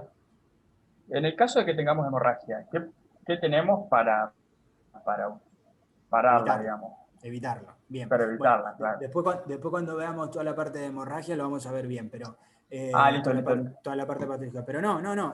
Lo que tenemos que hacer al inicio y para tratar de evitar que el sangrado aparezca es esto que estuve diciendo yo. El alumbramiento activo es una maniobra que tenemos al alcance de la mano, que lo podemos hacer en forma rutinaria en cada uno de los nacimientos para evitar el sangrado. Obviamente que también podemos tener sangrado a pesar de hacerlo. Ahí, para hacer el tratamiento adecuado de acuerdo al sangrado, ahí ya partimos y hacemos la terapéutica específica de lo que tenga que ver fundamentalmente con la atonía uterina, que es una de las hemorragias posparto más frecuentes. Pero tenemos otros tipos de hemorragias posparto, es decir, que causan hemorragias posparto. Tenemos el acretismo placentario, tenemos la placenta. Bueno, tenemos un montón que podemos ver bien lo que es la parte de hemorragia en el embarazo y en el posparto, pero la atonía uterina es la más frecuente de todas, ¿sí? Entonces, nosotros también, ojo con la atonía uterina, que nosotros también la debemos sospechar. ¿Y en quiénes deberíamos sospechar una atonía uterina? Deberíamos sospecharla en aquellas pacientes que tienen muchos hijos, es decir, que son unas grandes multíparas, es decir, que tienen varios partos por vía vaginal, como antecedente, en aquellas pacientes que tienen, que tuvieron un trabajo de parto prolongado, Es decir, sospecharle en aquella paciente que puede haber un agotamiento de los receptores de oxitocina. Entonces, en esa paciente, o en una paciente que tuvo un feto macrosómico, o en aquella paciente que tuvo un polidramnios, donde la retracción uterina posterior a la evacuación del contenido, que en este caso sería el feto, va a demorar mucho tiempo más. Y por lo tanto, yo ya sé que esa paciente con ese antecedente tiene más riesgo de realizar una toniotenía. Por lo tanto, en esa paciente más aún voy a tener que realizarle un alumbramiento activo y probablemente necesite de drogas uterotónicas para la retracción adecuada y ayudarla. ¿Sí? Después vamos a ver bien todo eso. Pero sí la puedo sospechar, que eso es lo más importante. Anticiparse la jugada a esto que va a venir. ¿Bien? ¿Respondido? Sí, sí, genial. Bueno. Rubén, ¿vos querías preguntar algo? Sí, quería preguntar si las 10 unidades de oxitocina eran de rutina, sí, pero ya lo respondiste por la hemorragia y todo eso. Claro, es decir, no se hacen de rutina, es decir, siempre que haga un alumbramiento activo, sí la tengo que hacer, pero de rutina, no. Es decir, no porque hay profesionales que no hacen alumbramiento activo, hacen alumbramiento pasivo, por lo tanto no es necesario hacerlo. Y hay pacientes que paren sin una vía periférica. Entonces, no se hace de rutina, no hay nada de rutina establecido. Ahora sí, lo que se hace, si voy a hacer un alumbramiento activo, yo ya sé que esa paciente, apenas desprenda el hombro anterior el feto, debe tener las 10 unidades en bolo colocada y sé que después del desprendimiento y de sacar la placenta, tiene que tener 30 unidades de oxitocina colgadas en 500 mililitros de Dextrostal 5 a 21 gotas minutos. Ese sí es un protocolo a hacer en el caso del alumbramiento activo. Dale, gracias. ¿Una pregunta más? La única que veo ahí a Sol, nada más. Que no sé si está dormida o no, pero no se ríe, así que no está dormida, genial. A ver el resto. Sol, pará, Sol. Sol, no te escucho.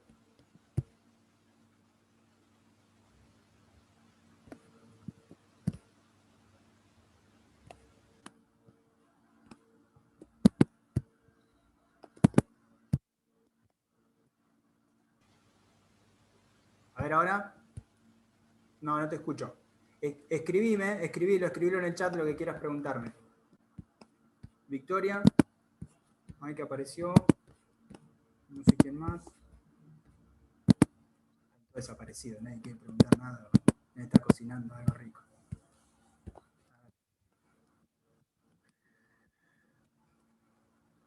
Pregunten así ya para no empezar un tema nuevo, que quedan 10-15 minutos y repasamos todo lo que vimos hoy. O algunas cosas que quieran preguntar. No sé lo que quieran. Profe, yo tengo una consulta. Perdón. No, se escucha muy bien. No, decime. Perdón. El alumbramiento, o sea, el pasivo, sí. ¿Cuánto esperás? Bueno, eso generalmente en 30 minutos. ¿Sí? Un alumbramiento pasivo en 30 minutos debería expulsarse la placenta. Entonces, ese sería el tiempo prudencial. Ahora, todo va a depender, obviamente, si la paciente no tiene un desgarro, si la paciente sangra un poco más de lo habitual. Bueno, y ahí es donde el tiempo de espera se acorta y probablemente uno intente quizás realizar un alumbramiento activo a pesar de no tener el protocolo previamente hecho cuando nació el bebé. Bien, o sea, pero se puede hacer igual, o sea, se puede pasar al activo sí, igualmente. Obviamente, si vos tenés, imagínate que vos tenés una paciente que, nada, yo estoy acostumbrado a lo mejor a no hacer alumbramiento pasivo y que hay un ejemplo claro con una paciente que nace el bebé, todo bien, corto el cordón, me siento a esperar, pero resulta ser que tiene un desgarro perineal importante y sangra. Esa paciente no puede esperar media hora para el alumbramiento. Bueno, esa paciente probablemente a lo mejor o intente comenzar la sutura, es decir, del desgarro perineal, y después espere a ver si la placenta alumbró sola y retire la placenta, o directamente paso al alumbramiento activo, empiezo a traccionar el cordón con todas las medidas de seguridad, alumbro para cortar el tiempo y después voy a la sutura, para suturar rápido. Bien, ¿sí? bien. Pero ¿Y generalmente cuánto ese periodo de tiempo. Bien, ¿y cuánto esperamos? Al alumbramiento pasivo esperamos 30 minutos, después le agregamos, le damos la oxitocina, sí, lo normal. Le agregamos la oxitocina porque no pudo hacer el alumbramiento sola, entonces pasamos a un activo. ¿Y qué periodo esperamos? ¿Cuánto tiempo esperamos para empezar a traccionar? No, inmediato. Ah, bien. Sí, inmediato, no esperamos nada, traccionamos el cordón y nos vamos a dar cuenta, porque todo va a depender del tiempo que pasó desde que yo estuve esperando ese alumbramiento activo. Acá el kit de la cuestión, ¿saben cuál es, chicos? Es la formación del hematoma retroplacentario. Esa formación del hematoma retroplacentario, si no se formó, todavía la placenta está adherida en toda su cara al útero.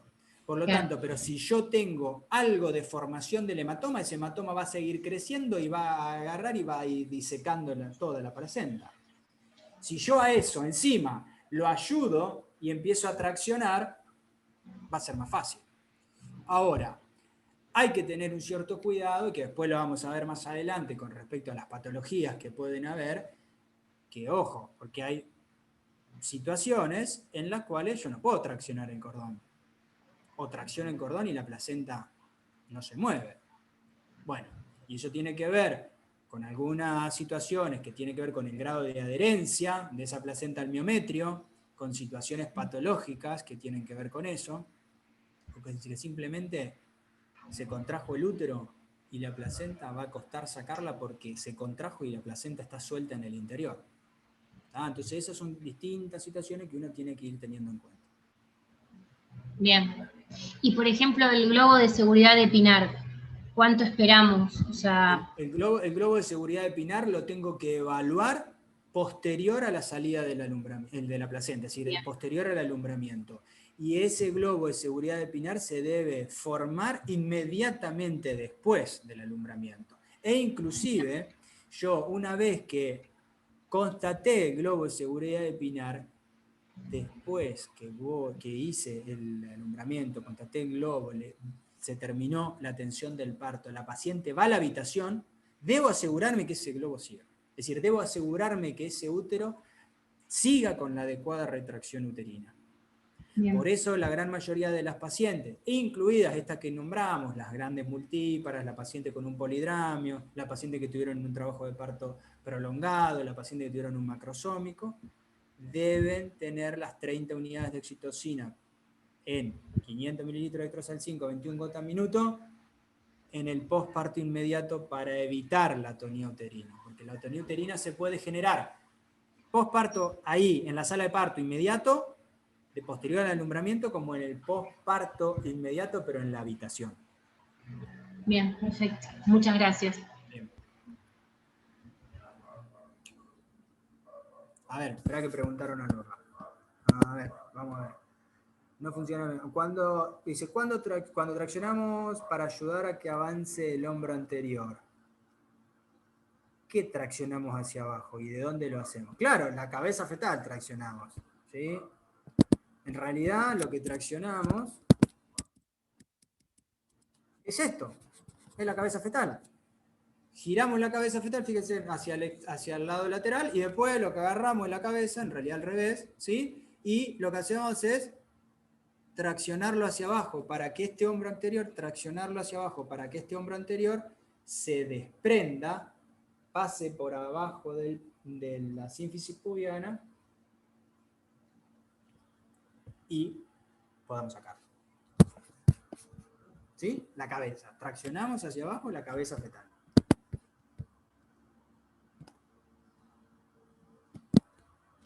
Bueno, Rubén se fue, genial, bárbaro. Dice, Sol, ¿el alumbramiento es diferente? ¿Es siempre activo? Sí, en realidad en la cesárea no podemos esperar el tiempo que esperaríamos un alumbramiento pasivo, Sol. Es decir, siempre hacemos alumbramiento activo en la cesárea. Es decir, sacamos el feto cortamos, es decir, cortamos el cordón, entregamos el feto a la neonatóloga y tenemos que alumbrar. Estamos viendo el interior del útero. Sacamos, traccionamos un poco la placenta. Generalmente cuando esto sucede ya la placenta se empieza a desprender por sí sola. Traccionamos, pip, pip, agarramos la torta placentaria, alumbramos, le decimos al anestesista que nos ponga 10 unidades en bolo, ¿sí? Y una vez que pongamos esas 10 unidades en bolo, cepillamos el interior del útero para sacar cualquier resto que haya quedado y empezamos a cerrar el útero. Lo más rápido posible. ¿Por qué lo más rápido posible? Porque de esa forma me va a permitir que la paciente tenga la menor pérdida sanguínea y que ese útero se contraiga lo más rápido posible. Es decir, el objetivo, fíjense, el objetivo no va a depender de un parto por vía vaginal o una cesárea, sino el objetivo fundamental es que su útero trate de volver lo más rápido posible a su lugar original para evitar la pérdida de sangre. Genial, bárbaro. Muy bien, no hay mucha diferencia, no hay prácticamente nada de diferencia. Bien. ¿Algo más? ¿Alguna pregunta más? ¿Se aburrieron? ¿No? Más o menos. Bueno. ¿Alguna pregunta más? ¿Estamos bien? Bueno, ¿sí? Dígame sí o no. Juan, ¿todo bien? Todo bien, todo bien. Sí, sí. Genial, listo. Te pregunté a vos porque justo era el que apareciste. Todo el resto está todo atrás de la cámara. Bueno, listo, genial. Chicos, nos vemos, a ver, la semana que viene, hoy que es jueves, sí, en la semana que viene vamos a tratar de dar 3 clases, ¿sí? O una clase de 3 horas y otra clase de 3 horas, menos. La idea es dar 2 para que no sea muy pesado. Si podemos, vamos a darlo el martes, ¿sí? 7:30 de la tarde, ¿sí? Vamos a dar seguramente martes, miércoles y jueves.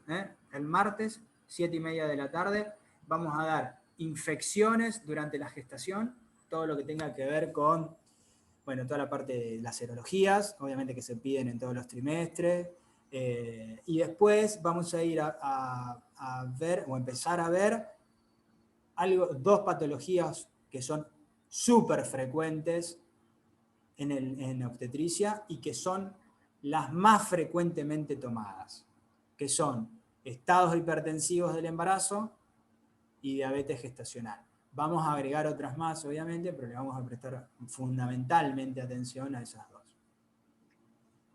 ¿Sí? Profe, martes, miércoles y jueves a la misma hora. 7:30, sí. Gracias. En primera instancia, martes 7:30. Y el martes vemos bien el horario del miércoles, pero en primera instancia va a ser así. Dale. ¿Listo, chicos? Nos vemos entonces el martes que viene a las 7:30 de la tarde. Cuídense. Chau, chau. Chao. Gracias. Gracias, buen fin de...